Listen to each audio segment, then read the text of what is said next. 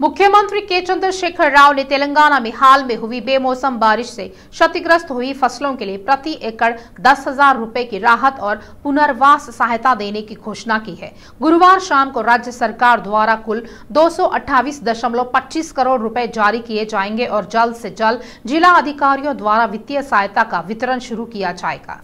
गुरुवार को खम्बम जिले के बोनाकल मंडल के रविनुतला गांव में मीडिया से बात करते हुए मुख्यमंत्री ने कहा है कि सभी फसलों को समान रूप से वित्तीय सहायता दी जाएगी। उन्होंने बताया है कि राज्य में लगभग 2.28 लाख एकड़ में खड़ी फसल को नुकसान हुआ है, जिसमें से 1.29 लाख एकड़ में मक्का प्रभावित हुआ है। उन्होंने कहा है कि अतीत में तेलंगाना को फसल नुकसान सहायता जारी करने में विफल रहने के विरोध में फसल नुकसान की रिपोर्ट केंद्र को नहीं भेजी जाएगी। उन्होंने कहा, हम केंद्र पर निर्भर नहीं रहना चाहते क्योंकि उसे जवाब देने में कम से कम 6 महीने लगते हैं। केंद्र ने पहले के उदाहरणों में कभी भी सकारात्मक प्रतिक्रिया नहीं दी जब प्रकृति की अनिश्चितताओं के कारण किसानों को नुकसान उठाना पड़ा। चंद्रशेखर राव ने कहा, हम राज्य सरकार की ओर से किसानों को राहत और पुनर्वास सहायता के रूप में 228 करोड़ रुपए की राशि देंगे। मुख्य सचिव ए शांति कुमारी को इस संबंध में आवश्यक आदेश जारी करने का निर्देश दिया। मुख्यमंत्री ने कहा है कि नियमों में आवश्यक संशोधन कर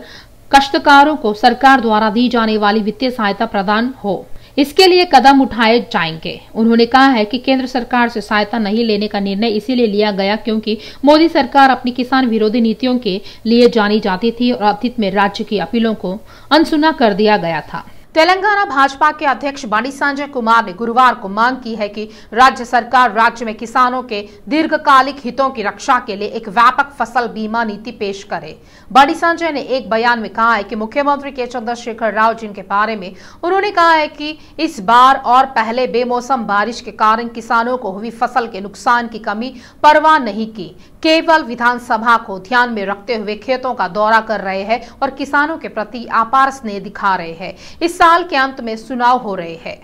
उन्होंने कहा है कि जिन किसानों की फसल बर्बाद हो गई है उनके लिए प्रति एकड़ 10,000 रुपए के मुआवजे की घोषणा करना आंखों में धूल झोंकने जैसा है। उन्होंने कहा, मुख्यमंत्री द्वारा किसानों को दी गई वित्तीय सहायता पर्याप्त नहीं है और उनसे उनकी निवेश लागत भी नहीं मिलेगी। उनकी ओर से यह कहना शर्म की बात है कि वित्तीय सहायता एक बड़ी मदद होगी। उन्होंने कहा है कि प्रारंभिक अनुमान है कि राज्य भर में 5 लाख एकड़ से अधिक में फसल को नुकसान हुआ है। किसान संघों के नेता ने भी यही कहा है। हैरानी की बात है कि कृषि और राजस्व अधिकारियों ने फसल नुकसान का आंकलन करने के लिए खेतों का दौरा नहीं किया है। उन्होंने किसान संघ के नेताओं की गिरफ्तारी को दुर्भाग्यपूर्ण बताते हुए कहा, यह विडंबना है कि मुख्यमंत्री ने कहा है कि केवल 2.28 लाख एकड़ में फसल खराब हुई है। बंडी संजय ने कहा है कि किसान संघों के अनुरोधों पर ध्यान देने के बजाय बीआरएस सरकार ने उन्हें मुख्यमंत्री के दौरे के दौरान नजरबंद रखा। बंडी ने कहा है कि यह शर्मनाक है कि मुख्यमंत्री ने फसल नुकसान पर केंद्र सरकार को रिपोर्ट नहीं भेजी है।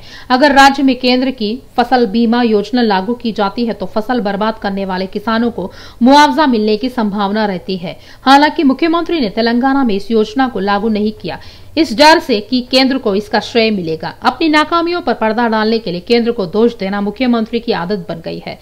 अगर केंद्र सब कुछ करता है तो तेलंगाना के मुख्यमंत्री के रूप में चंद्रशेखर राव क्या करेंगे? संजय ने पूछा। बेमौसम बारिश से प्रभावित किसानों की ओर से लड़ने में विफल रहने के लिए कम्युनिस्टों की आलोचना करते हुए उन्होंने कहा है कि कम्युनिस्ट नेता केवल सत्ता पक्ष की प्रशंसा करने तक ही सीमित है। उन्होंने कहा है कि यह भाजपा का लगातार संघर्ष था कि जिसने मुख्यमंत्री को, जो उस समय तक प्रगति भवन और फार्म हाउस तक सीमित थे, धरना चौक पर आने और बाद में खेतों का दौरा करने और किसानों से बातचीत करने के लिए मजबूत किया। इस बीच तेलंगाना भाजपा महिला मोर्चा की अध्यक्ष के गीता मूर्ति ने राष्ट्रीय महिला आयोग को सौंपे गए ज्ञापन में उनसे तेलंगाना के मुख्य सचिव और पुलिस महानिदेशक को राज्य में महिलाओं की सुरक्षा सुनिश्चित करने के लिए आवश्यक उपाय करने का निर्देश देने का आग्रह किया है। बीआरएस और बीजेपी के बीच जुबानी जंग जारी है। आपसी राजनीतिक आलोचना हाल ही में बढ़ी है। दिल्ली शराब घोटाले मामले में ईडी जांच के लिए बीआरएस एमएलसी कविता को बुलाया गया है। हैदराबाद में बीजेपी के खिलाफ होर्डिंग्स और पोस्टर दिखे। दूसरी ओर मंत्री केटीआर ट्विटर पर केंद्र सरकार पर सवाल उठा रहे हैं और आलोचना कर रहे हैं। कांग्रेस ने कहा है कि हाल ही में प्रधानमंत्री मोदी पर निशाना साधा और केटीआर की आलोचना की। 10 साल से भी कम समय पहले जब केंद्र में कांग्रेस सत्ता में थी, गुजरात के मुख्यमंत्री के रूप में नरेंद्र मोदी का ट्वीट सामने आया था। CBI Congress bureau of investigation में बदल गई है। देश का उस संस्था से विश्वास उठ गया है। मैं केंद्र को स्पष्ट कर रहा हूं कि वह सीबीआई को डराए नहीं। इस पर केटीआर ने ट्वीट किया, देश को सीबीआई जैसी केंद्रीय एजेंसियों पर भरोसा क्यों नहीं है, क्योंकि माननीय प्रधानमंत्री को भी सीबीआई पर विश्वास नहीं है। पीसीसी प्रमुख रेवंत रेड्डी ने कहा है कि टीएसपीएससी पेपर लीक घटना के लिए मंत्री केटीआर को जिम्मेदारी लेनी चाहिए। उन्होंने मांग की है कि गलत काम करने वालों के खिलाफ आपराधिक मामले दर्ज किए जाएं। कर्मचारियों के परीक्षा देने पर रेवंत ने रोष व्यक्त किया।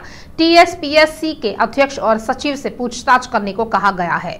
सीएम केसीआर ने मंत्रियों और अधिकारियों के साथ घटना की समीक्षा की, जिसके बाद मंत्री केटीआर ने प्रेस वार्ता की और कहा है कि दोनों दोषी है। केटीआर ऐसा कैसे कह सकते हैं? उन्होंने कहा है कि केटीआर पीए तिरुपति पेपर लीक में शामिल थे। उन्होंने कहा है कि तिरुपति और राजशेखर दोनों एक ही मंडल के हैं। आरोप है कि उनके जरिए पेपर लीक किया गया है। उन्होंने कहा है कि उन्हें अपने मंडल में 100 से ज्यादा अंक मिले हैं। रेवंत रेड्डी ने कहा है कि उन्हें डराने धमकाने के लिए नोटिस दिया गया था। उन्होंने साफ किया है कि पदयात्रा के दौरान भी एसआईटी ने आगे आकर अपने पास मौजूद जानकारी और राय एसआईटी के मुख्य अधिकारी AR श्रीनिवास को दी। मंत्री ने आरोप लगाया है कि केटीआर से पूछताछ किए बिना उन्होंने और भाजपा के प्रदेश अध्यक्ष रेवंत ने कहा है कि उन्होंने केटीआर द्वारा कही गई प्रेस मीट की बातों के साथ एसआईटी को रिपोर्ट सौंप दी है। उन्होंने कहा है कि केटीआर से पूछा कि उन्हें कैसे पता चला कि वे दोनों दोषी है। सूरत कोर्ट राहुल गांधी को 2 साल की सजा हुई। तेलंगाना कांग्रेस के नेताओं ने शहर में मौन धारण दिया। इस मौके पर उन्होंने केंद्र सरकार की आलोचना की। साजिश के तहत राहुल गांधी को फंसाया गया है। पूछताछ करने पर मामला दर्ज किया जा रहा है। सूरत कोर्ट राहुल गांधी को 2 साल की सजा हुई। तेलंगाना कांग्रेस के नेताओं ने शहर में मौन धारण दिया। इस मौके पर उन्होंने केंद्र सरकार की आलोचना की। साजिश के तहत राहुल गांधी को फंसाया गया है। पूछताछ करने पर मामला दर्ज किया जा रहा है। बीजेपी नेता और पूर्व सांसद बुरा नरसैया गौड़ ने कहा है कि तेलंगाना राज्य बनने के बाद हर तरह की सरकारी नौकरियों में भर्ती में गड़बड़ी की आशंका जताई जा रही है। उन्होंने पूछा है कि अगर टीएसपीएससी मामले की जांच सिटिंग जज द्वारा की जाती है तो सरकार को क्या नुकसान होगा। पिछले 8 सालों में केसीआर ने बीआरएस कार्यकर्ताओं के साथ क्या किया है? उन्होंने शिकायत की है कि कठिनाई आने पर केसीआर कार्यकर्ताओं पर घड़ियाली आंसू बहाते हैं और यहाँ कि बीआरएस आध्यात्मिक सभाओं का आयोजन करता है, न कि स्वयं को धोखा देने वाली सभाओं का। युवा मोर्चा के अध्यक्ष भानु प्रकाश की कथित तौर पर जेल में पिटाई की गई। कल्वाकुंटला के परिवार के सदस्य कार्यकर्ताओं से मिलने जा रहे हैं और उन्हें काम करने के लिए कह रहे हैं। कुछ मंत्री कल्वाकुंटला के परिवार के लिए बॉडीगार्ड के रूप में भी काम कर रहे हैं। उन्होंने कहा है कि कल्वाकुंटला सरकार बीसी का दमन कर रही है और बीसी ही कल्वाकुंटला परिवार को राजनीतिक कब्र बना रहे हैं। उन्होंने कहा है कि इस बार सरकार का गिरना तय है। पूर्व विधायक व भाजपा नेता NVSS प्रभाकर ने कहा है कि 2 माह से प्रदेश में सरकार का प्रशासन ठप है और कविता ईडी के नोटिस के बाद से राज्य का प्रशासन असल में नहीं चल रहा है। कविता के पीछे मंत्री दिल्ली जा रहे हैं। यह असंवैधानिक है। आरोप था कि कविता कानूनी सलाह के लिए सरकारी अधिकारियों का इस्तेमाल करती है और कविता की ईडी मामले की समीक्षा बैठक में उच्च पुलिस और कानूनी अधिकारी भाग ले रहे हैं। उन्होंने आलोचना की है कि शहर में टीएसपीएससी के पेपर लीक होने, फसल के नुकसान, इमारत के गिरने और जलने की परवाह करने वाला कोई नहीं है। उन्होंने कहा है कि राज्य में भाई भतीजावाद का राज है और मंत्री आधिकारिक प्रेस मीट में सरकारी मामलों को छेड़कर राजनीतिक आलोचना कर रहे हैं। मंत्रियों के बगल में रह रहे आला अधिकारी इस प्रेस मीट में किस मुंह से बैठे हैं, उनसे पूछा। उन्होंने आलोचना की है कि मुख्यमंत्री का दौरा आंख पोंछने का कार्य था और घोषित मुआवजा सामान था। उन्होंने कहा है कि इसमें कोई गुनाह नहीं है कि सीएम ने 9 साल में कई बार फसल नुकसान की परवाह नहीं की है। उन्होंने कहा है कि टीएसपीएससी में दिन प्रतिदिन बातें सामने आ रही है। मालूम होता है कि 1 से ज्यादा पेपर लीक हो चुके हैं और केटीआर को इसकी जिम्मेदारी लेनी चाहिए और इस्तीफा दे देना चाहिए, नहीं तो उन्होंने केटीआर को बर्खास्त करने की मांग की है। तेलंगाना नाई ब्राह्मण सेवा संघ के अध्यक्ष रचमल्ला बालकृष्ण ने कहा है कि रिलायंस जैसी बड़ी कंपनियों द्वारा मानव समाज को शिष्टता की शिक्षा देने वाले नए ब्राह्मण का पेशा संभालने की कोशिशों को रोका जाएगा। वे सरकार को यह विश्वास दिलाने के लिए लड़ रहे हैं कि उनका जातीय उद्योग केवल उनके समुदाय का है। बालकृष्ण ने कहा है कि वे केवल उन्हीं पार्टियों का समर्थन करेंगे जो इस मांग का समर्थन करते हैं। तेलंगाना नाई ब्राह्मण सेवा संघ के अध्यक्ष रचमल्ला बालकृष्ण ने कहा है कि रिलायंस जैसी बड़ी कंपनियों द्वारा मानव समाज को शिष्टता की शिक्षा देने वाले नए ब्राह्मण का पेशा संभालने की कोशिशों को रोका जाएगा। वे सरकार को यह विश्वास दिलाने के लिए लड़ रहे हैं कि उनका जातीय उद्योग केवल उनके समुदाय का है। बालकृष्ण ने कहा है कि वे केवल उन्हीं पार्टियों का समर्थन करेंगे जो इस मांग का समर्थन करते हैं। कांग्रेस सांसद कोमटी रेड्डी वेंकट रेड्डी ने प्रधानमंत्री से भुवनगिरी संसद के अधिकार क्षेत्र में लंबित कार्यों को पूरा करने की अपील की। उन्होंने बताया है कि मुख्य रूप से हैदराबाद विजयवाड़ा राष्ट्रीय राजमार्ग पर भारी ट्रैफिक के कारण कई जगहों पर दुर्घटनाएं हो रही हैं। वेंकट रेड्डी ने कहा है कि मोदी ने भुवनगिरी संसद के अधिकार क्षेत्र में आने वाले 6 जिलों में सड़कों की स्थिति में सुधार का वादा किया है। कांग्रेस सांसद कोमटी रेड्डी वेंकट रेड्डी ने प्रधानमंत्री से भुवनगिरी संसद के अधिकार क्षेत्र में लंबित कार्यों को पूरा करने की अपील की। उन्होंने बताया है कि मुख्य रूप से हैदराबाद विजयवाड़ा राष्ट्रीय राजमार्ग पर भारी ट्रैफिक के कारण कई जगहों पर दुर्घटनाएं हो रही हैं। वेंकट रेड्डी ने कहा है कि मोदी ने भुवनगिरी संसद के अधिकार क्षेत्र में आने वाले 6 जिलों में सड़कों की स्थिति में सुधार का वादा किया है। 3 बार मल्लन्ना को रिमांड पर भेजे जाने के बाद उनकी पत्नी ममता ने राज्यपाल तमिलिसाई से मुलाकात की। उसने दुख व्यक्त किया है कि उसके पति को अवैध रूप से गिरफ्तार किया गया था। ममता ने राज्यपाल से शिकायत की है कि अवैध मामले दर्ज किए जाए और उन्हें जेल स्थानांतरित कर दिया जाए। उसने साफ कर दिया है कि उसे पुलिस पर भरोसा नहीं है। 3 बार मल्लन्ना की मां ने आरोप लगाया है कि पुलिस ने उनके बेटे के खिलाफ अन्यायपूर्ण तरीके से मामला दर्ज किया है और उसे जेल में भेज दिया। उन्होंने कहा है कि चेल्लापल्ली जेल में मल्लन्ना की जान को खतरा था। ऐसे लोग हैं जो सरकार के पक्ष में काम करते हैं और परेशानी पैदा करेंगे। उन्होंने अपनी चिंता व्यक्त की है कि यह राज्य सरकार जेल में मल्लन्ना के लिए जिम्मेदार है। उन्होंने स्पष्ट किया है कि मल्लन्ना की अवैध गिरफ्तारी को लेकर राज्यपाल को ज्ञापन दिया गया है। 3 बार मल्लन्ना की मां ने कहा है कि राज्यपाल ने इस मामले पर सकारात्मक प्रतिक्रिया दी है। उन्होंने राज्यपाल को बताया है कि राज्य में जनता के लिए लड़ने वाले मीडिया संगठनों पर हमले हो रहे हैं। उन्होंने बताया है कि मल्लन्ना की गिरफ्तारी के लिए हाईकोर्ट में एक जनहित याचिका दायर की गई है। उन्होंने कहा है कि निचली अदालत में जमानत याचिका भी दायर की है। ओयू जेएसी नेताओं ने स्पष्ट किया है कि मल्लन्ना की रिहाई तक उनकी लड़ाई नहीं रुकेगी। देश भर में करोड़ों लोगों के निजी डेटा चोरी के मामले में सनसनीखेज तथ्य सामने आए हैं। साइबराबाद के सीपी स्टीफन रविंद्र ने इस केस की जांच में सामने आए तथ्यों की मीडिया के सामने रखा। पुलिस ने पाया है कि गिरोह के सदस्यों ने नागपुर, मुंबई और दिल्ली से देश के करोड़ों लोगों का निजी डेटा और गैस डेटा चुराया है। यह पाया गया है कि आरोपी ने जनता को फोन किया और बिल का भुगतान नहीं करने के लिए जनता को फोन और मैसेज करता रहा। देश भर में अब तक 16 करोड़ लोगों ने पाया है कि उनका निजी डेटा चोरी हो गया है। इससे पता चलता है कि महिलाओं का डाटा भी चोरी किया गया है। साइबराबाद के सीपी स्टीफन रविंद्र ने खुलासा किया है कि विभिन्न कंपनियों और बैंकों में बीमा और ऋण के लिए आवेदन करने वाले लगभग 4 लोगों का डेटा चोरी हो गया है।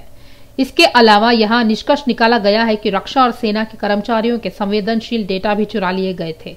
पता चला है कि फेसबुक और ट्विटर के 7 लाख यूजर्स के पर्सनल डेटा, आईटी और पासवर्ड साइबर अपराधियों ने चुरा लिए हैं।